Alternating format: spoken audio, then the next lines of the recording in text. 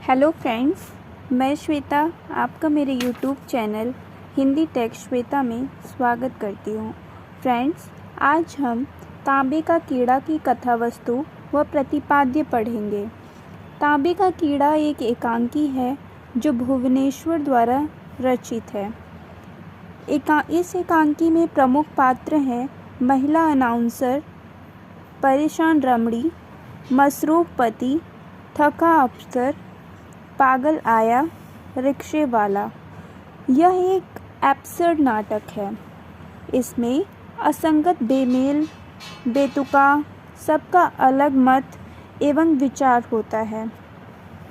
भुवनेश्वर जी अपने जीवन के अंतिम दिनों में अकेला एवं त्रासद जीवन व्यतीत कर रहे थे। उस समय वह पागल की अवस्था में भी चले गए थे। इसका असर उनकी एकांकी में भी दिखता है। इसमें सर्वप्रथम महिला अनाउंसर अनाउंस करती है। इसमें परेशान रमणी जो अपने पति मसरूफ पति से बहुत परेशान है।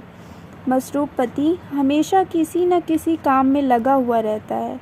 इसमें एक और पात्र आता है जो रिटायर हो गया है और अपने जीवन से थक गया है और कहता है, मैंने अपने जीवन में बहुत सारे कार्य किए, लेकिन अब वह इतना थक गया है कि उससे ठीक से चला भी नहीं जाता। वह लड़खड़ा कर चलता है। एक पागल व्यक्ति की भी बात इसमें आती है जो बहुत विचित्र काम करता रहता है। एक रिक्शे वाला भी आता है। चलिए अब हम इसका कथा वस्तु व प्रतिपाद्य देखते हैं। तांबे का कीड़ा एकांकी में महिला अनाउंसर यह कहती है कि जब हम इस दुनिया में आए तो हमारे पास कुछ नहीं था। फिर बताती है हमारे इस दुनिया में आने का क्या कारण है, दुनिया में आने के बाद हमने क्या किया, इस दुनिया से उठकर हम जाएंगे। इस प्रकार की बातें वह करती है। पर्दे के पीछे से कुछ व्यक्ति इसका जवाब अटपटा सा दे रहे हैं। एक कहता है, हमने कुछ नई इजाद की है। इजाद का अर्थ होता है आविष्कार किया है, और वह नया आविष्कार कांच का बीज है जिसे बोने के बाद वह कभी खत्म ही नहीं होगा। यह कांच के बीज का अर्थ नफरत से है।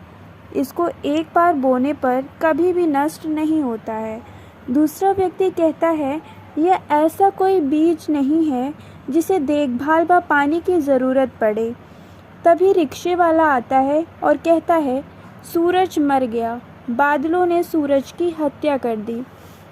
उस दिन आसमान में बादल घेरे होते हैं और सूरज दिखाई नहीं दे रहा होता है। अब बहुत विचित्र बात है कि अब कभी सूरज उगेगा ही नहीं।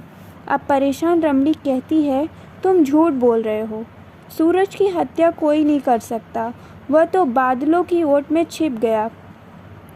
फिर रिक्शे वाला कहता है, यह बादल क्या होता है, मैं नहीं जानता, वह दिखाई दे रहा है, इसका मतलब वह मर गया। फिर रमणी कहती है, मैं खुद ही परेशान हूँ, सूरज मरा हो या जिंदा मुझे कोई चिंता नहीं, मैं तो अपने ऊल जुलूल में लगा हुआ अपने पति से परेशान हूँ। फिर पति कहता है, जब से मुझसे शादी हुई है मेरी सुनती कहाँ हो, जब तुम सुनती तो मैं दूसरों को सुनाने लगता हूँ। मैं शराब पीकर अपना गम भुलाने की कोशिश करता हूँ।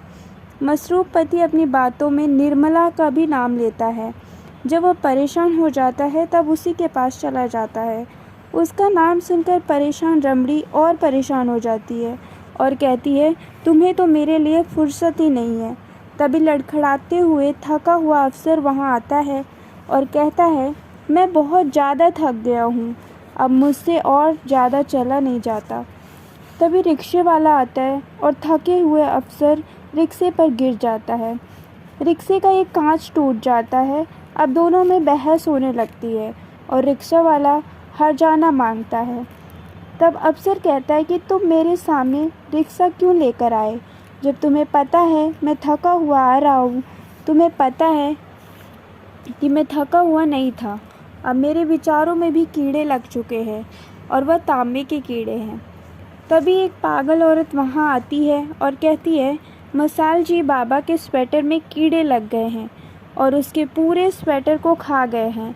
अन्य लोग इसका विरोध करते हैं और कहते हैं, तुम तो पागल हो।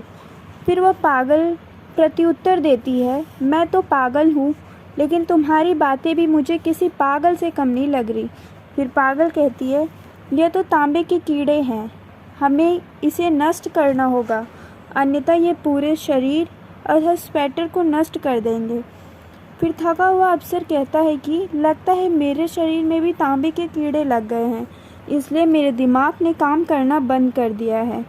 तभी अनाउंसर आकर झुंझुना बजाती है और कहती है कि यह अपनी एक ऐसी एकांकी है जिसमें कोई कथ्य भी नहीं है, लेकिन सब ने बिना बात के ही कई बातें बना ली हैं, और कहती है यह हमारे समाज की पीड़ा है।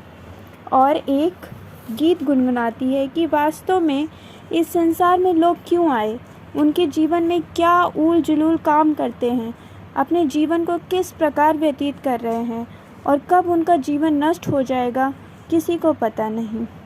चलिए अब हम इस एकांकी को समाप्त करते हैं। इस एकांकी का कथ्य कुछ भी नहीं था, बस जीवन के सत्य को बताना था। धन्यवाद। यदि आपको ये वीडियो पसंद आई हो तो लाइक करें, शेयर करें और सब्सक्राइब करें।